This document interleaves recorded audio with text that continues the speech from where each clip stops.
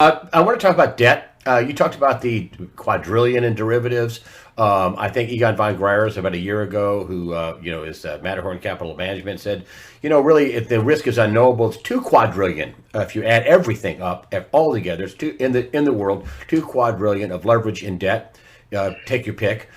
Could we have? And I had Martin Armstrong on. He said that they were. I was just done when he said. So they're trying to stop a daisy chain of default around the world with the repo market. And he goes, yes.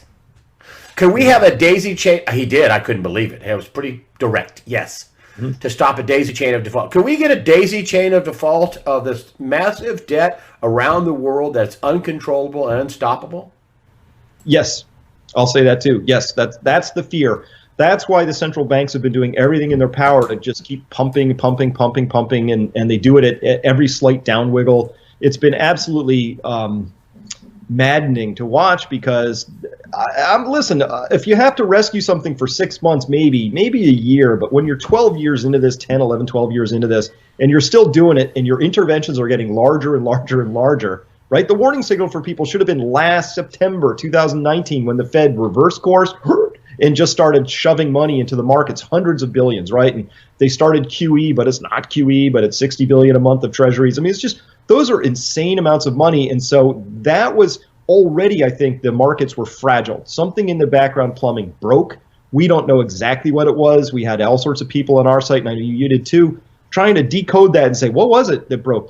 Something in the repo market broke. Was it this? Was it that? A lot of guesswork, but something broke. That was obvious from the numbers being thrown out.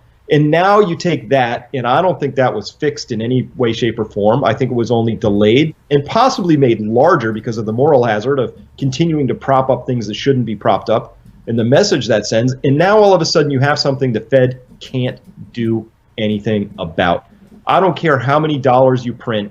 If one of Foxconn's 1,000 supply chain suppliers is not coming back to work and making a critical component, there are no cell phones to make. There are no cell phones to buy. There's nothing to be done about that. You can print all the money you want, but what happens?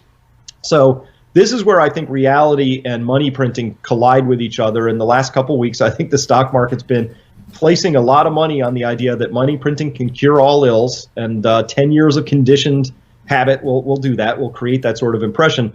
I think it's got it all wrong. This is, right now, everything I was saying a couple of weeks ago is coming true now. And my bet is that within another couple of weeks, the larger markets will catch up to the idea that, oh my gosh, the supply chain disruption was actually the disruption of both a complicated and a complex system. So I'm using complexity here as a concept, a complex system where once one of those gets perturbed, it defies any ability to predict it. It defies any ability to manage it. You just have to start over again and rebuild it from ground up if it comes to that. So, and this is all including the idea, Greg, that somehow China gets its arms around this larger disease process. It gets the R naught, in this case, below 1, meaning it's not transmitting to more than one person to another person.